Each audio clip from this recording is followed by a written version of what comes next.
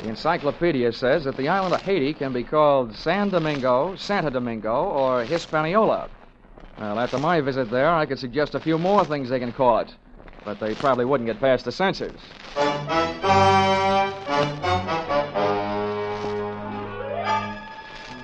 This is another in the adventures of America's fabulous freelance insurance investigator, Johnny Dollar. At insurance investigation, Johnny Dollar is only an expert. At making out his expense account, he's an absolute genius.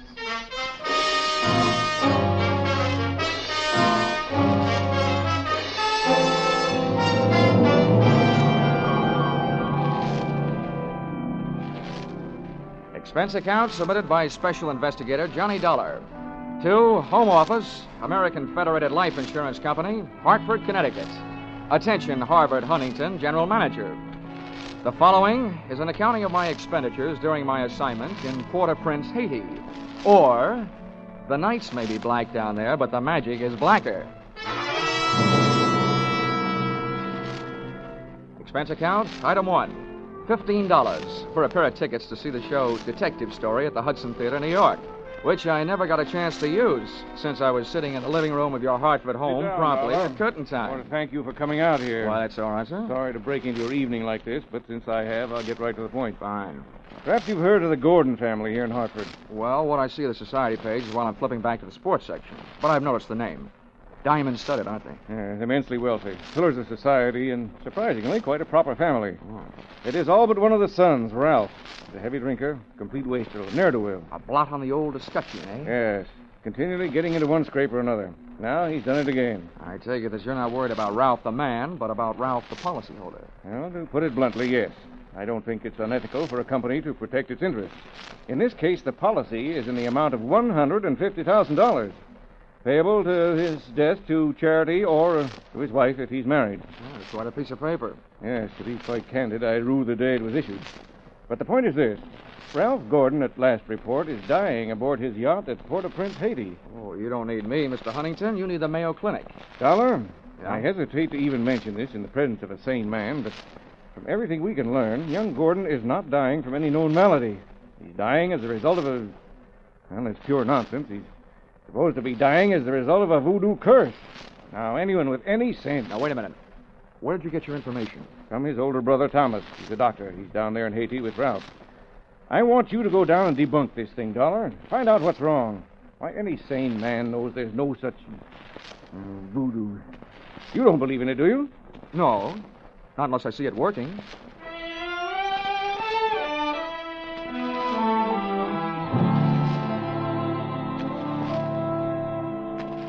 Expense account, item 2, $148.70, Hartford to Port-au-Prince, via airplane. Expense account, item 3, $32.50, tropical clothes. They didn't fit me, but they fit the weather. And item 4, $25, spent while I browsed the waterfront bars in Port-au-Prince, looking for somebody who knew where the Gordon yacht was moored. Know about this when I found him, he not only knew that, he knew everything. Ask me first. My name's Cap Reagan, and I've been here since before repeal. Give up my citizenship, I did, with the help of a couple of prohibition agents. Oh, you don't say. Uh-huh. And I figure on sailing out my final days right here. What do you want with the Gordon craft? I want to see the owner, Ralph Gordon. How do I get to it? Oh, I reckon you pay me to row you out to her. My dinghy's down at the foot of the pier, just a short hail from where we're at. Oh, well, good. Come on, let's shove off then. Just wait till it down my ration here.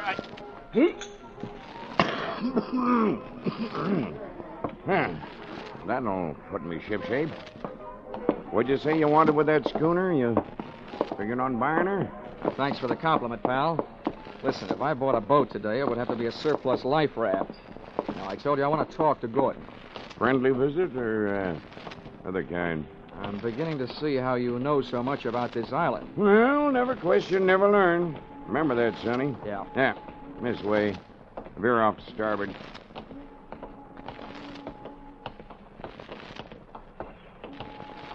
No, sir. Never question, never learn. Yeah. Well, I'm an insurance investigator, and a company sent me down here to look things over, including Gordon. Something wrong? I don't know yet. What do you know about him? A jug full, Sonny, a jug full. Stood into the harbor about 2 months back. No sooner dropped his hook than his crew started taking the pierhead lead. Everybody jumped but the bosun, for reasons of his own. Why did they leave him? 'Cause he was half seas over all the time. You navigate with sextant, a compass, and parallel rulers, Sonny. Not with a double shot and a water chaser. You get the drift? Yeah, they were afraid to sail with him, huh? Aye, that's the line of it. And if you had ever piled into a reef, you'd feel the same. Yeah, here we are. Oh. That's my dinghy down at the bottom of that ladder. There's Gordon's yacht out there. You see her? Oh, yeah. That tug's passing the stern of her now. Yeah, say. That's a lot of boat. Yeah, she carries a suit of sail like a grain clipper. Wait till you see her close up. She's as dirty as a garbage scow.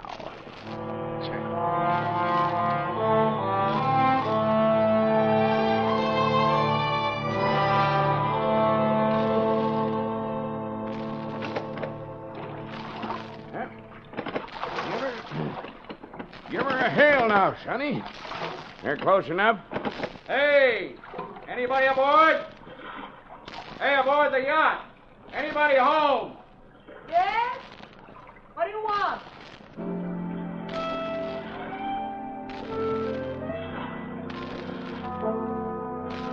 If the ship was dirty, I didn't notice. It may have had good lines, too, but it couldn't have touched what stood at the rail wearing clam diggers, an off-the-shoulder T-shirt, and a Caribbean tan. There's a rim hull for you. Yeah. That'll be his wife. His wife? Oh. Can I come aboard? Who are you? What do you want? I'm Johnny Dollar from Hartford. I want to talk to Ralph. Oh. Why, yes, then I guess you'll have to come aboard. Here. I'll swing the stern into the ladder. Okay. There you be. Oh. Steady now. Steady. Okay, Cap. You wait for me, huh? Yeah.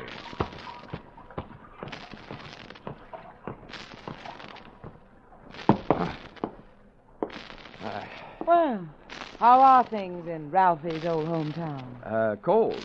But not as cold as this reception. Don't let it throw you. What is this, a friendly drop-in?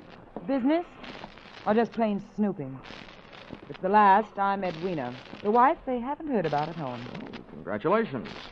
Now I know why you like to wear your shoulders bare. The better to keep a chip on them. If you're through being sharp, I'll let you hear what's left of my husband. Come on, through here. Okay.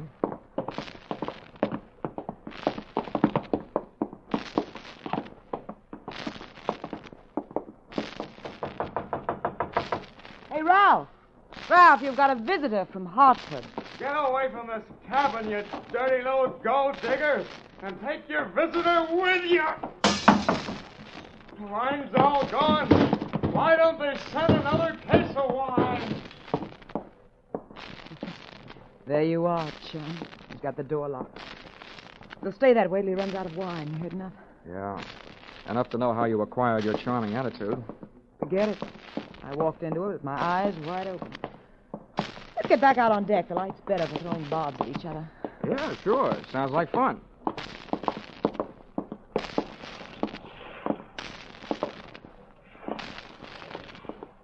Well, do I have to help you off the boat?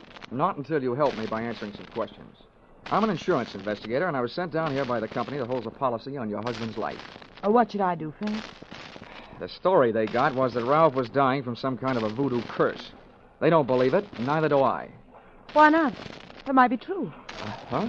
Well, some old dame, they call her Maria Lascelles. She came out to the boat. She yelled some things at him, and when Ralphie threw a bottle at her, she swore she'd put a curse on him. How'd they hear about that back in Hartford? Ralph's brother, Dr. Thomas Gordon, told them. Do you know him? Yeah, we hate each other. I wonder why he'd tell them. Maybe because he thought somebody, who'd be better off with Ralph dead, was using Maria Lascelles' curse as a cover-up. How would you stand as his widow? Get off this boat, John. Never mind the act. You're his beneficiary. Or didn't you know? I said get off. What's the trouble, Annie? Oh, him. Yo, come here, will you? All right. Who's the boarding party? Just get him off him. I'll see you in my cabin. Sure, honey. Anybody gets you this upset, it'll be a pleasure. Well, mate, do you walk or dive? Save your strength for the last scene, Goliath. I was just leaving.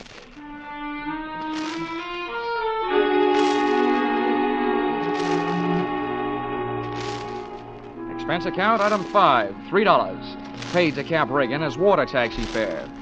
Item 6, 80 cents. Land taxi fare to Hotel Francois. An up-at-the-heels hangout for not only the best in tourists, but also Brother Thomas Gordon, M.D.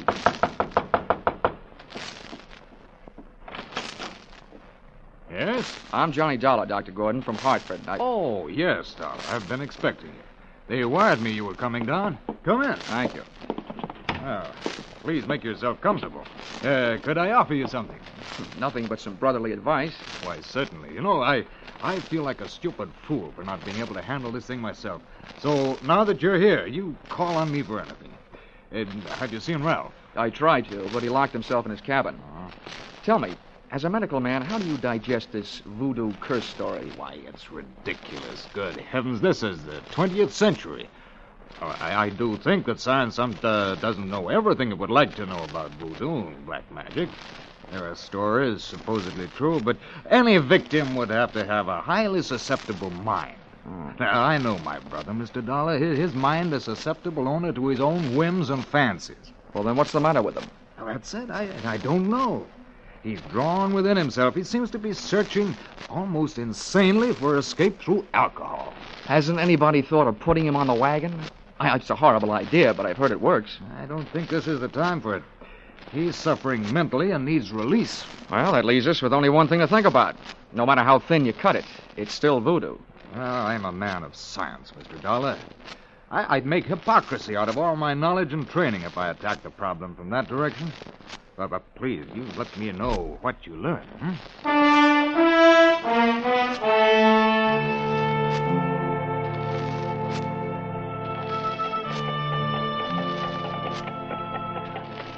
Expense account, item 7, $4. Rental of horse and cart in which my walking tourist guide, Cap Reagan, and I jolted out of town in search of Maria LaSalle. Something made me feel like I was riding my last mile in a tumbril en route to the guillotine. The moonlight was fighting a losing battle against an army of storm clouds that were sweeping in. And then to make it worse, I heard a drum. You there, Sonny? Yeah, sort of a tired Gene Krupa. Means we're getting close to Maria's headquarters. Is she the only one around here? Yep. None of the good Hougans performs in her territory. She's too mean. Oh, great. What's the matter? We're here. And that's the path. Over there by that gnarled old tree. From here on, you plot your own course. This is close enough for me. Oh, me too. Well, how do I know I can't put a curse on her? I've never tried. Smooth sailing, Sonny. The path ran along the edge of a field of sugarcane. On the other side was a solid wall of jungle. First, I smelled some feathers burning.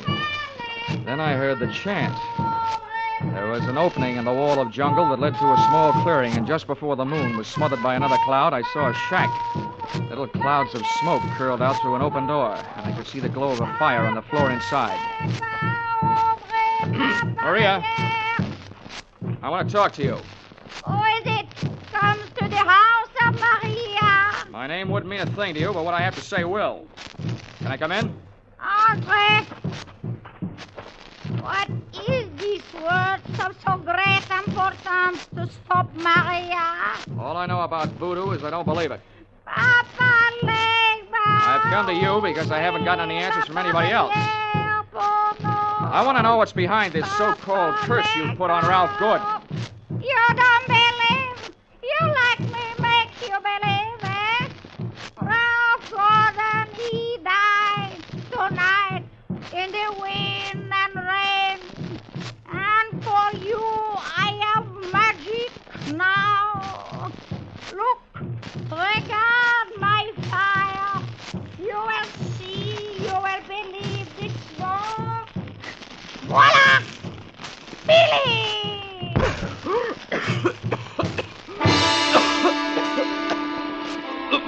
I couldn't see what she'd thrown to the fire. She'd reached behind her for it. But when the smoke from it whirled around me, it seemed to grab my throat and squeeze. I stumbled back to the door. I hadn't believed in voodoo when I'd come in, but going out, I wasn't so sure.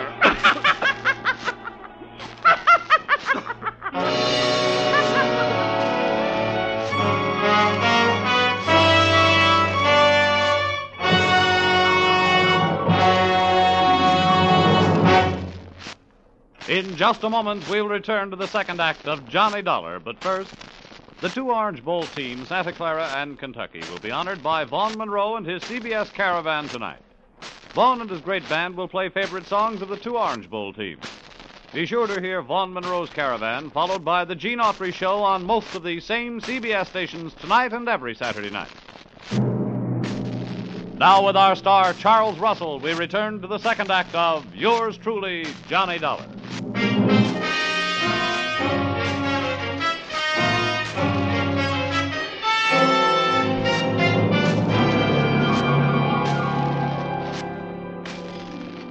My throat burned. My eyes were looking at each other. My lungs felt like a pair of deflated footballs. And the blood in my head was pounding a better and louder rhythm than that drum. I staggered around the heavy jungle air, and when I could breathe again, I gulped in enough to lift the Graf Zeppelin. By that time, I was cool enough to get hot, in anger.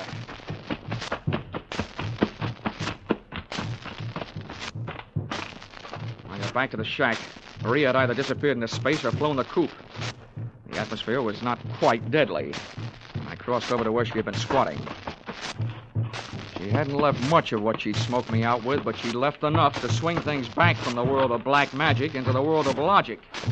A few shreds of photographic film on the dirt floor.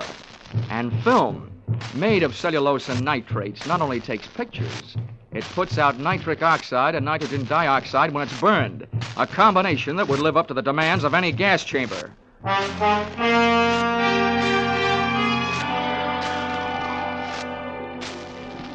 captain rowed me out to the Gordon yacht. This time I boarded without a hail. Ralph was still in a bad mood as I started to pass his cabin. Wine? Why don't they send the wine? Empty! Empty! His antics inside the cabin sounded interesting, but not half as interesting as the conversation coming from Edwina's cabin. Dear Edwina, the little wife they didn't know about at home. I'm telling you, we can't go on with this. Well, this tops it.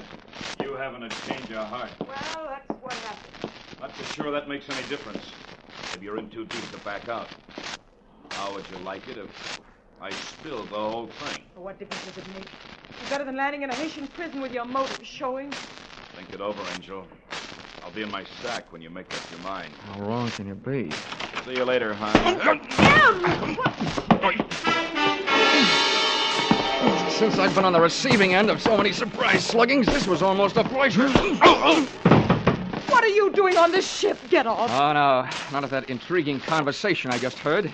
How much did you hear? If I added it to that gas assault Maria LaSalle threw at me, it'd be enough to nail you and Loverboy here for conspiracy to commit murder. Well, I don't know what you're talking about. Well, the point is, I know what you two were talking about. Oh, listen to me. You've got to believe me. I don't have to. Well, try me anyway. Well, I admit that him and I... Well, it was because Ralph turned into a wino after we were married. Well, this probably marks the first time in history that an icicle melted in Port-au-Prince. Please let me finish. When my marriage went to pieces, I had to do something or go crazy. See, Ralph drinking up all the champagne on the island was just more than I could take. I was going to divorce him and leave with him, but we weren't going to murder him. Chapter 1 has so many holes in it, it would have been printed by a punch press. You don't worry about landing in prison with your motive showing when all you're planning is divorce. Oh, yes, you do when people are waiting for your husband to die under mysterious circumstances. That's why I was trying to make them go away. If Ralph died, who'd look any farther than the erring wife? Can you lock this cabin from the outside? Yeah? What are you going to do? You're not going to lock me in? No, just your playmate. You're coming with me. Where? To Maria LaSalle's. I want to catch your reaction when she sees you. You don't believe me. No. With $150,000 at stake, I don't even believe myself.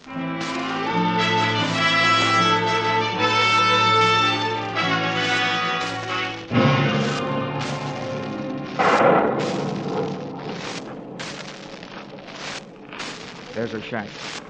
Go ahead. Go on in. Easy, come to the door of Maria. Who are you, woman? Well, Mr. Dollar, are you satisfied? Not quite. And you, who don't believe. Why are you here? You wish again to see the power of my smoke? Let's drop the act, Maria. I know what you threw into the fire. It was my Booker smoke. Yeah, well, a good man from the police laboratory can sift enough out of those ashes to know it was film.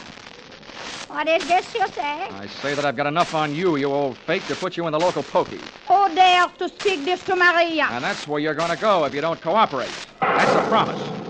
What is it you want?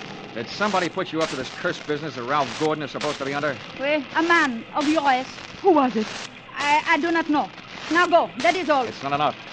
What was his name? I don't know the name. What did he look like then? My eyes are closed. Nuts. Come on. No, Taking no. you into town if I could drag you by the hair. No, don't touch me. I will tell you how it is. It is true. I do not know the name or the face. He come to me. He asked me when comes the next rain and wind. I tell him last night. But it is tonight. The storm comes with the heat. He tell me he needs storm to close portholes in the ship. Huh? He say, if I bring this curse, I will be the best Hugan on Haiti because it kill white man. That is difficult. That is all. Now you go. How about the film for the fire? Did he give it to you? This is true. Not long before you come. Well, get rid of it, Granny, before you lose your license to operate. Now, you go. Maria will be alone. Papa, Lega.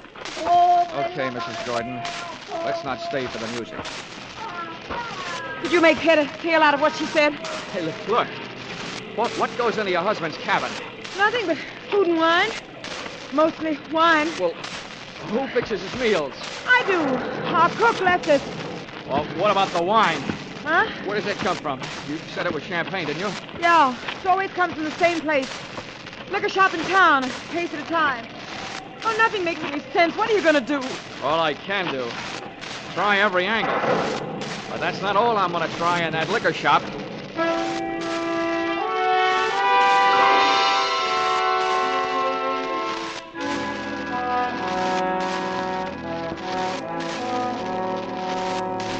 Expense account, item 8, $4.50. 2 quarts of rum, the purchase of which helped loosen the tongue of the proprietor who had been supplying Ralph Gordon's champagne. Which wine?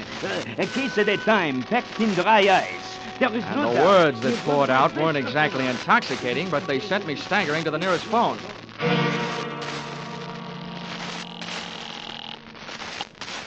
Yes? Hello? Hello, Dr. Gordon, this is Dollar. Good. Dollar, I've been wondering about you. What have you learned? First, tell me this. What would happen to a man if he was in a ship's cabin on a stormy night with all the portholes closed and there was a lot of dry ice in there with him? What? What was that? A small room, no ventilation, a lot of dry ice. A lush, maybe passed out. What would happen? Good Lord. Dry ice is solidified carbon dioxide. If enough of it evaporated into the room... The lush would not be bothered by a hangover the next morning because he wouldn't wake up, right? Exactly. The gas, although not toxic, would force the oxygen from the atmosphere, and the result would be asphyxia. What are you getting at, Dollar? That curse your brother is suffering from is very scientific. The champagne he's been getting has been chilled by dry ice, about 5 pounds per case. And 1 case went out to the yacht just before the storm broke. Lord. Well, it may be just coincidence, but Ralph's wife and that bosun. Yeah, I know. For a bosun, he'd make a very good chemist. Well, send for a pull motor, will you? If it's too late for your brother, maybe I can use it.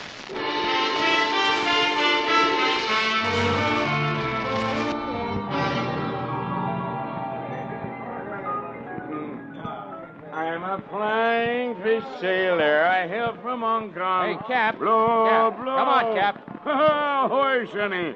Send him around, George, from a shipmate and me. This is rum Never mind weather, the round, Sonny. Cap. You gotta row me out to that yacht again. Huh? What do you take me for, a blasted galley sleeve? Come on, My Cap. back is I'm about in a broke hurry. now from all the rowing in this... $20. In this... What'd you say?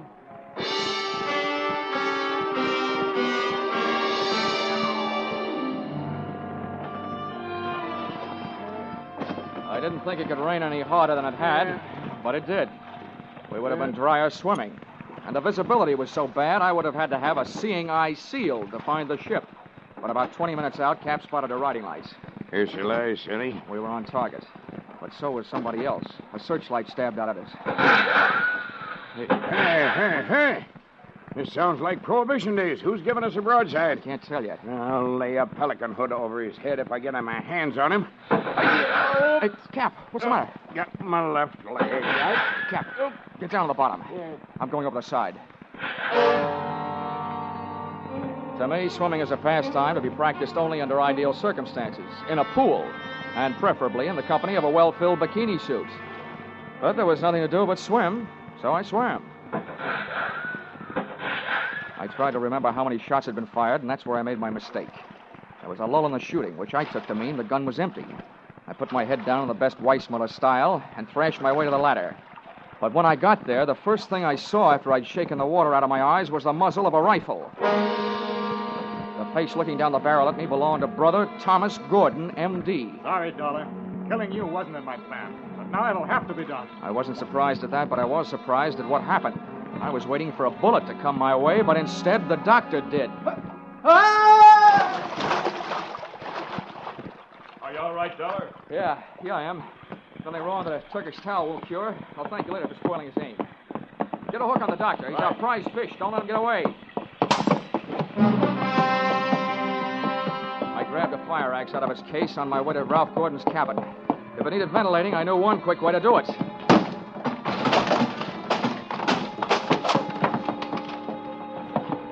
I didn't check for oxygen. I took a deep breath, held it, and went in.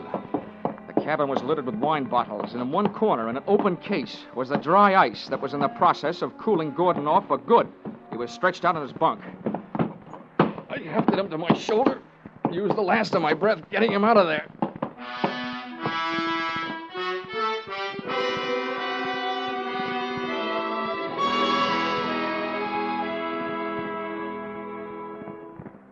Expense account, item 9, $30.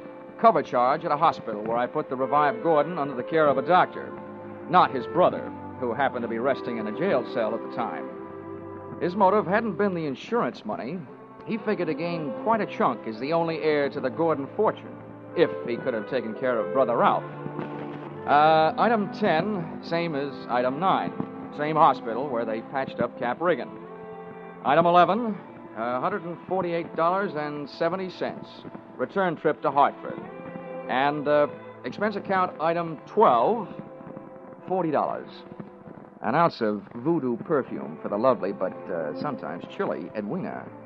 Maybe if she tries that kind of magic on her husband, he'll spend less time with a bottle joy and more with her kind. Expense account total, $424.70. Signed, yours, truly, Johnny Dollar.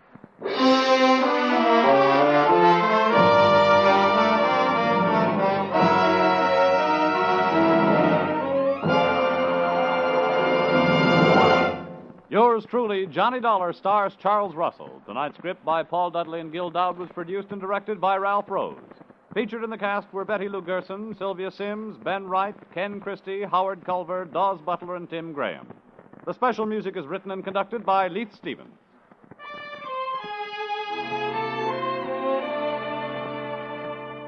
Be sure to be with us at the same time next week when another unusual expense account is handed in by Johnny Dollar.